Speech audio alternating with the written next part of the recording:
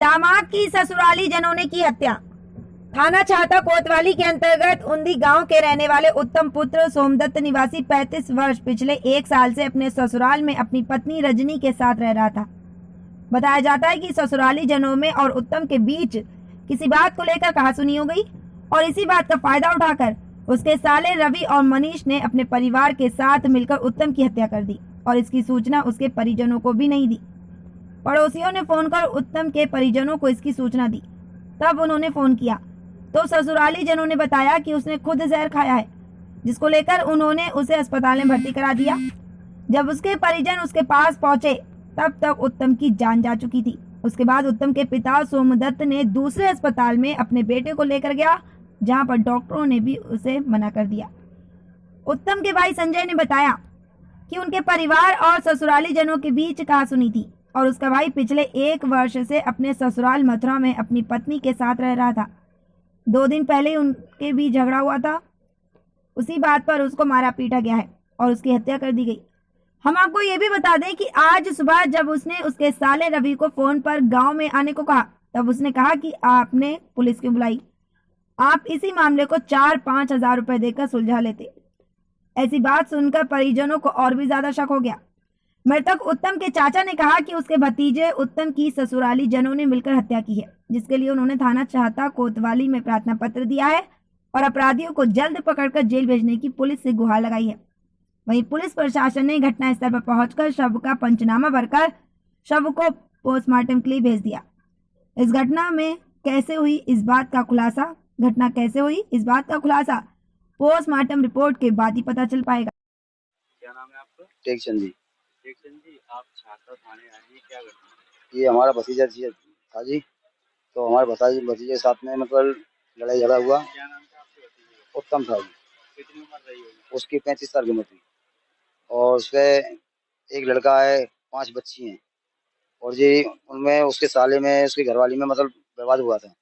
तो परसों विवाद हुआ है, फिर कल की पता नहीं विवाद हुआ है, कल क्या हुआ है क्या नहीं हुआ। तो इसकी घरवाली कह रही है, इसके बड़े भाई कह रहे हैं किसने आपने जहर खा लिया। ऐसे आप जहर नहीं खाता, आप जहर खाया था तो परसों ही खा लेता। तो ये दूसरे दिन की घटना, तो दूसरे दिन को क्या हुआ है क्या नहीं हुआ तो भगवान जाने।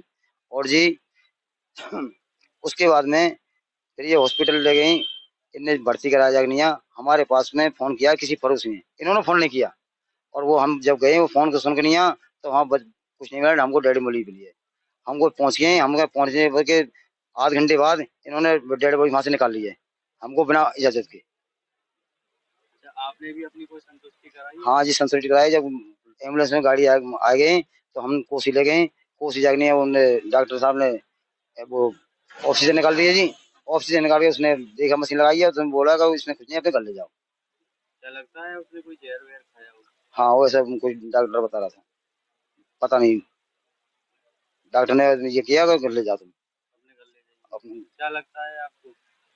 हमको तो ये लगता है ये इसको मारा है और इसके लिए जहर वगैरह कुछ कुछ खिलाया है इसको। खिलाया है? हाँ? क्या क्या नाम है वो जिन्होंने ये घटना को अंजाम दिया है? ये तो रवि, मनीष, वैजयंती, रजनी। पहले भी किसी बात पर कोई झगड़ा चल रहा था क्या? हाँ पहले बहुत दिनों पहले चल झगड़ा था। मथुरा क्यों रह रहा था अपने ससुराल? मसला ये नहीं रहा था कि इसकी घरवाली हमसे झगड़ा करके नहीं आ अपने भाई के पास ले गई थी। क्या नाम है इसकी घरवाली? रजनी। कितने बच्चे हैं इसके पास? इसके पास में 5 लड़की हैं, 1 लड़का है। आपने प्रार्थना पत्र दे दिया थाने में? दे दिया जी। क्या नाम है आपका? मेरा नाम संजय जी। ये क्या घटना हुई?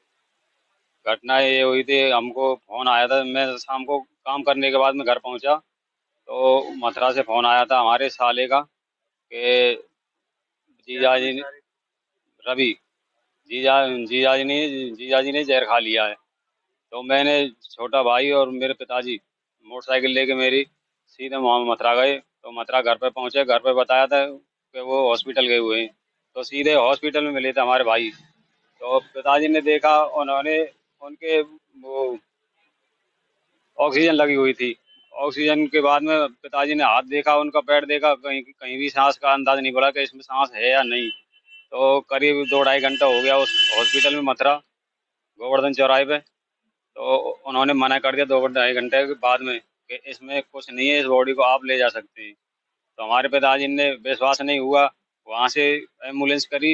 एम्बुलेंस करने के बाद में कोसी लाए बीपीएल में। तो बीपीएल डॉक्टर ने बताया कि इनमें कुछ नहीं है, आप इनको घर ले जाओ। तो करीब रात के 12:30-1 बजे हम घर पहुंचे एम्बुलेंस में लेके उनको।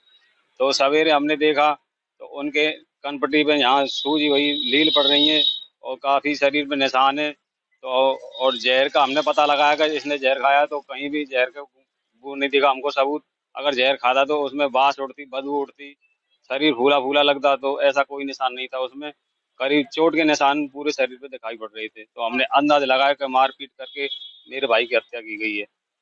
अच्छा, आपकी एक रवि जो आपका साला है उससे फोन पे बात हुई है, उसमें ऑडियो में भी उसने कहा है, क्या कहा उसने? हाँ, मैंने कॉल की थी आज सुबह। तो मैंने पूछा था आप कब आ रहे हो, तो उन्होंने कहा मैं अभी आ रहा हूँ।